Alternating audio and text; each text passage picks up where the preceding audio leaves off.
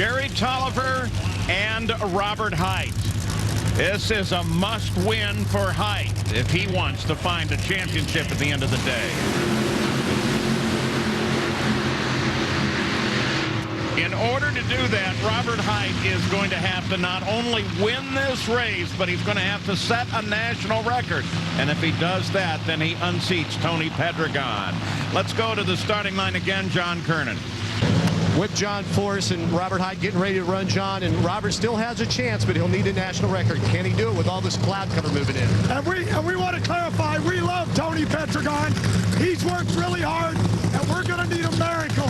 But after Dallas, miracles happen, and if we can win right here and get cloud cover, we still got a chance. All right, John, thank you.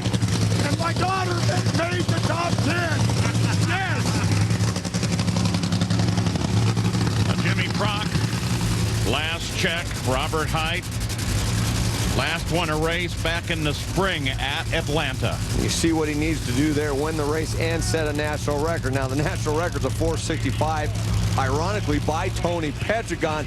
We have the cloud cover, but Robert Hight has not ran quicker than a 4:82, did not even qualify in the top half of the field. Right now, he just needs to get around Jerry Tolliver, because Jerry Tolliver, head-to-head, has been running just a little bit better than Robert Hight.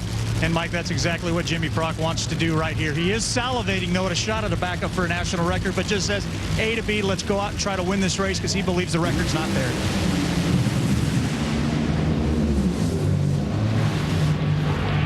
He still has his fingertips on a championship. Robert Hight wins with a 4:79 and a 6, 319 miles an hour.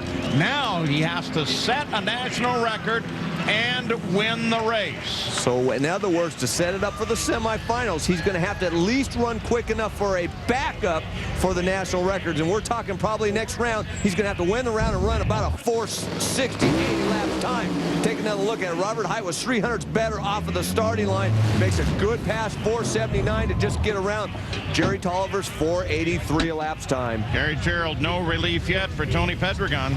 The suspense continues to play out. So now what do you do for the next hour or so? You wait till this next round. Go walk around in circles. I got a oval track out in the parking lot, but you know, we're getting closer, and you know, I'm looking up. The forecast was, you know, supposed to be a little warmer, and them weatherman, boy, they ought to they gotta get another job, because they sure aren't very accurate with the conditions. But they, you know, what it really comes down to, there's 2 rounds left, and what we're looking at, I know they can go win the race. There's no problem there, but we're looking at them setting a national record. So they've got 2 shots to do it. So things are looking a little bit better for us. But hey, I'm in suspense too. I'm going to sit and wait just like you guys. All right, thanks, Tony. Well, talking about championship, there is Robert Hight. He has a shot at it, but he's going to have to win the race. He's going to have to set a national record. And in order to set a national record, Mike Dunn, he's going to have to be excellent at this round and run a 4:70 with a 5 or better.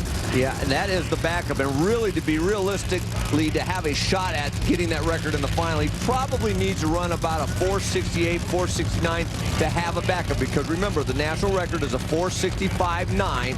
If he runs a 68 or 69, then in the final, if he's able to run a 64 to like a 65.5, that would give him the national record and the championship. It's going to be tough. I don't think the conditions are there to even set the backup right here, but let's find out. This could decide the championship.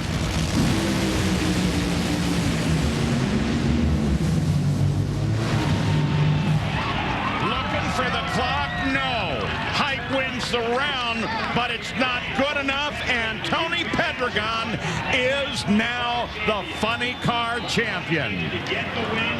Wow. I tell you, it was pretty close. Robert Hight had some very good numbers early and was running big speed at half track, 264 miles per hour. But then you saw the car drift over towards the wall a little bit and probably lost the belt just before the finish line, slowing to a 4:87. He gets the win, but he's not going to get the championship. And already they begin to hoist that gold Wally for Tony Pedregon. He wins the Funny Car Championship, and the celebration starts down at the far end. G-Man, you're right there. Well, the suspense is now over. Tony proudly hoists that championship, the second of his career.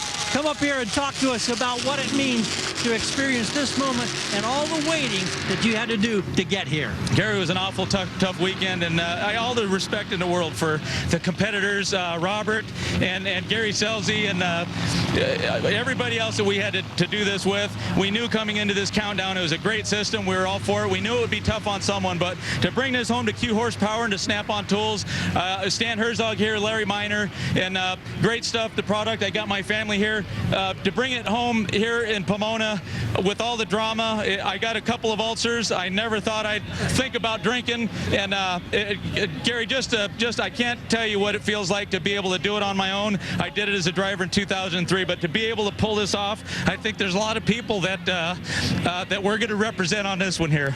Well, congratulations. There are checks that combine for $500,000 to go with that magnificent trophy he holds above his head.